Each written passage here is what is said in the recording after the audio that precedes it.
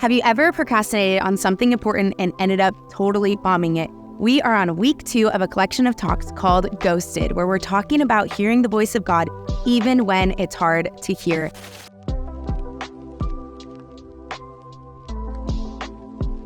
I, by default, am kind of a procrastinator. I don't know if it's just my nature or it's just something that I have started to do, I've been doing for a long time, but I also am a planner, so I find myself planning to procrastinate. I don't know if you can relate to that, but I'll just plan on, you know what, I'm gonna do that last minute, but it's in my plans. I'll just do that later. One area where I really procrastinate is packing. I don't know about you, but when it comes to packing for a trip, I wait until the last minute. A few years ago, I was going to Africa. For the first time, I had no idea what to pack. I've never been out of the country. I just was kind of unsure, but life was busy in the midst of it, so I just kept putting off packing. Put off everything until the very last minute. When you're packing for somewhere you're familiar with, it's pretty easy to wait until the last minute. It's like, oh, I know the weather, I know kind of what I'm doing, so I can put it off to the last minute and go to the airport. But this trip, I had never been outside the country. It was the night before I was leaving. It was probably around 11 p.m. and I was getting picked up for the airport at 4 a.m. and I still had not packed. Okay, now it's game time. I need to start packing. And so I'm just packing and throwing things in the suitcase. I'm okay, I need to do this, I need to do this. And then I decided to take a break. And what happened? I fell asleep. I fell asleep, forgot to set my alarm. Thank God I had roommates at the time. My roommate comes in at 4 a.m. Jamie, your ride is here to go to Africa. And I woke up in a full panic. I'm like, oh my gosh, I haven't even finished packing. So I'm throwing things in. It ended up just being a mess. I was stressed out. I get to the airport. I think I only forgot a couple of things, which thankfully we had a team of 30 people who had the things that I forgot. But in the midst of procrastinating, I just felt stressed out. I felt like I messed up. I did not do what I wanted to do to prep for this trip. And I think a lot of the times we can just do that in life. We can just tend to, life gets busy and we'll procrastinate. Maybe you don't study for a test, so you end up failing it. Maybe you just don't put in the work for a sport that you want to try out for, and then you end up going to tryouts and you totally bomb it. Or maybe you don't put in the time to invest into a friendship and the friendship just fizzles out and dies. I think that happens to all of us. Life gets full, life gets busy, and sometimes we just forget to put in the work to get the result that we want. And it's just our human nature, it's our human tendency to drift away. The emptiness drifts away. And honestly, when it comes to our relationship with Jesus, that happens too. I know I have found myself before just drifting away from Jesus. The good news about Jesus, first and foremost, is even when we drift away from him, he's so good, he's so caring. He longs to be with us. He wants to connect with us. So even when we do drift away, he's still there. But what does it look like to actually be in relationship with him? What does it look like to actually hear his voice? When we're talking about hearing the voice of God, what this first starts with is just prayer. It starts with talking to God. And you might hear this and you're like, okay, cool, you're telling me to pray. I don't really know what that looks like. Show me. I remember when I first started following Jesus, I was 18 years old and I was a brand new Christian, super new to it, and I had no idea how to pray. I think I maybe talked to God a couple of times by myself, and I went to a friend's house and they were Christian, and the dad, we were having dinner and her dad's like, hey, Jamie, you're a Christian now. Why don't you pray for dinner? And I panicked. I'm like, I've hardly prayed by myself before. Now I'm praying in front of people. It was just stressful. I don't know if you've been in a situation like that where you're like, I don't even know what to say. I don't even know how to start. And we've all felt that way before when it comes to prayer. I want you to know that you were created to hear from God. You were created to connect with him. You were created to be in communication with him constantly. I'm gonna encourage you with this scripture because this verse really encourages me. It's in Matthew 6:6. It says, here's what I want you to do. Find a quiet, secluded place so you won't be tempted to role play before God. I know for myself, I've definitely tried to role play before God or present myself in a way that maybe he'll love me more. Maybe he'll accept me more if I look this way. We're used to role playing before people, making ourselves look good. Even when it comes to interviewing for a job, you want to put your best foot forward.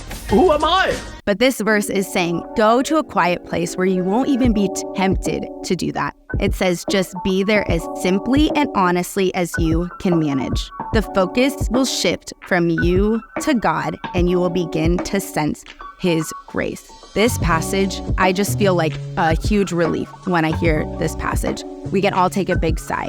Oh, okay, I can just be simple and honest when it comes to God. Trust.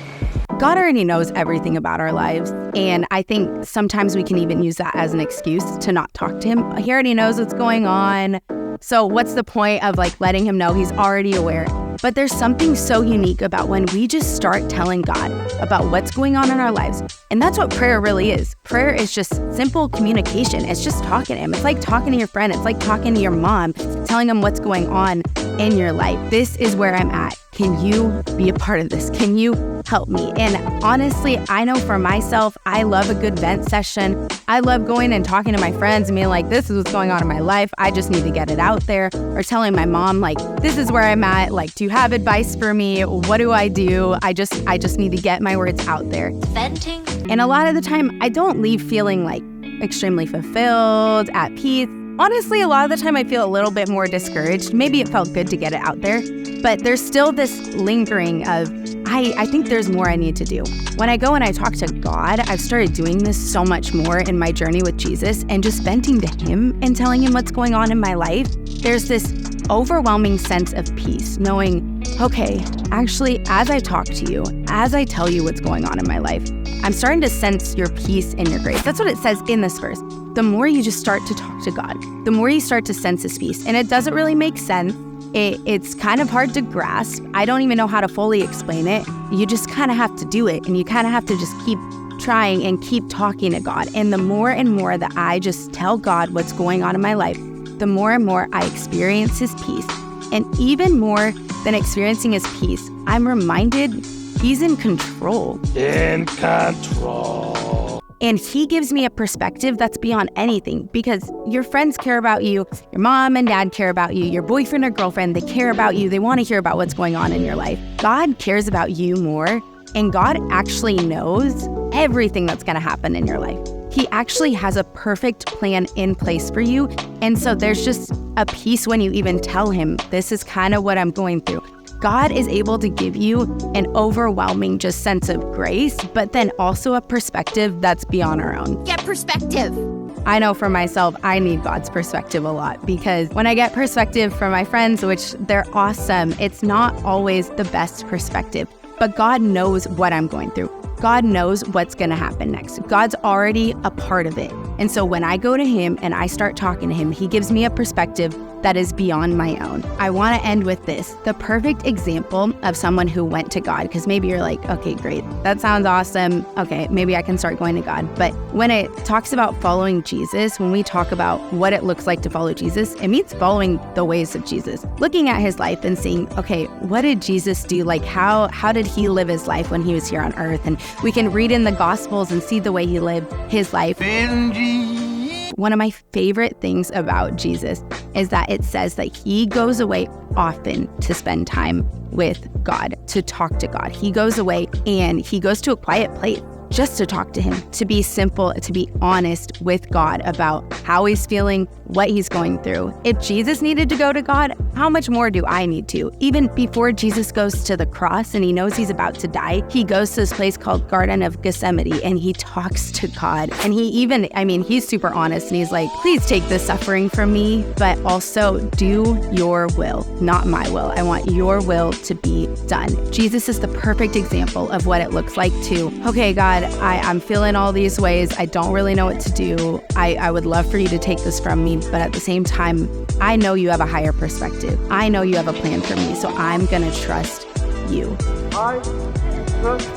And sometimes trusting God is not easy. Actually, a lot of the times, it's not the most easy thing to do, but there's a peace when you just give God what you're going through. And I'm going to leave you with this one last scripture.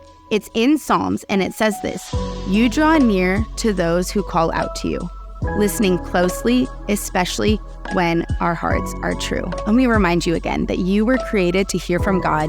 You were created to live in a relationship with God. He draws near to you. So I just want to encourage you, what would it look like if you just started day by day? Okay, I'm going to spend a little bit more time with God today. I'm going to spend a little bit more time with him today.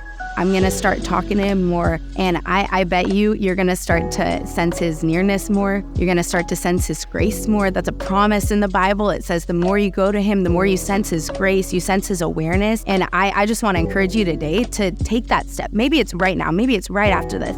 Start talking to God. Tell him what you're going through. Oh, dear Lord.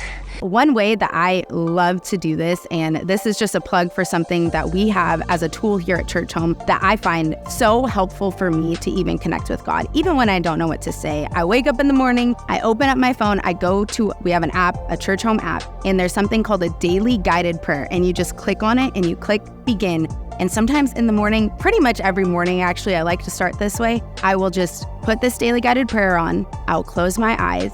And there's someone there that they recite scripture, they pray for you, but there's also an opportunity for you to pray for God. So if you're looking for somewhere to start, or you're just needing another tool, you're needing help with this, I would encourage you to get daily guided prayers. Start listening to those, and you're gonna start to sense His grace more and more. You're gonna start to sense the fact that God is with you. He's for you. He wants to talk to you. He wants to speak to you. We love you so much, Church Home Youth. We will see you next time.